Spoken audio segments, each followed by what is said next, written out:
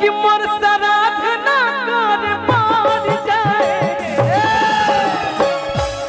ऐसे बड़ बात है मंच पर केहू नहीं के बोल सकत तू तारा खातिर कि तोहर शादी हर कि मोर सराध ना कर पार जाए।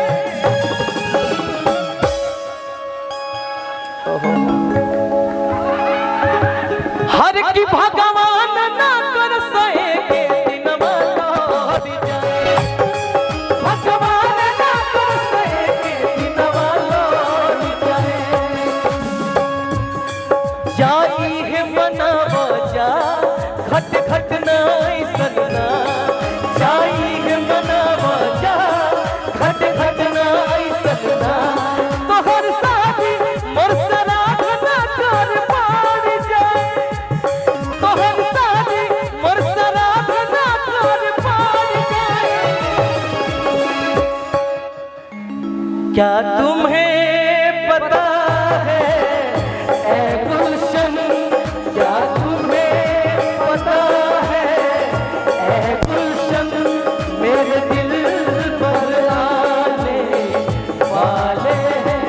कलियां ना बिछाना राहों में, कलियां ना बिछाना राहों में। हम दिल को बिछाने वाले हैं, हम दिल को बिछाने वाले हैं। भगवान ना करे के दिनवा लौट जाए। भगवान ना करे के दिनवा लौट जाए।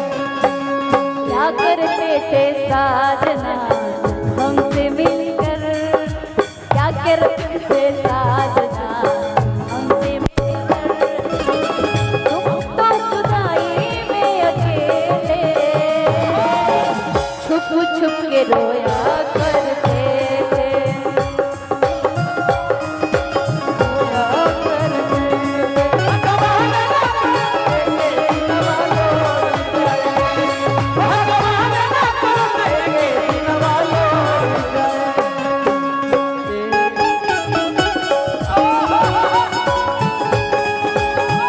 भैया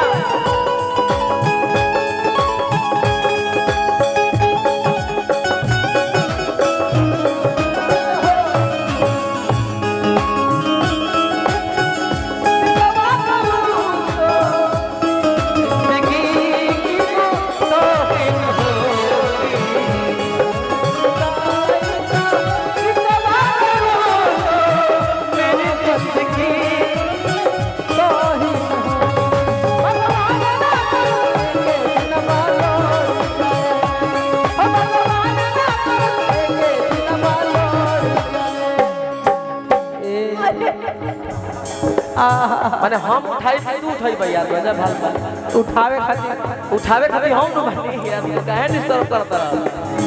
बिजली के बिना जैसे तार बाप प्यार हो ओ सही जिंदगी अब तोहर बिन अमान हो।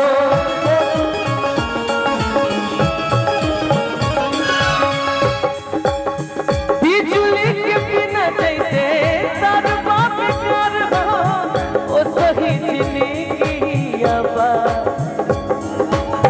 तोहर बिन अमान हो। ओ सही जिंदगी अब तोहर बिन अमान हो।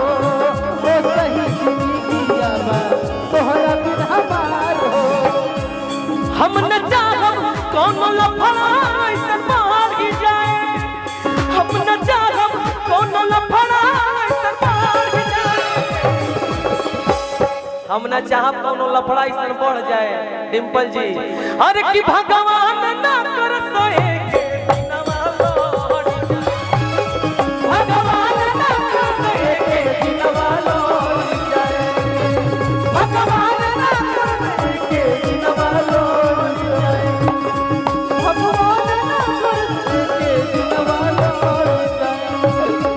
भगवान ना कर सोए के दिनवा लौट जाए। एक दिनवा लौट जाए।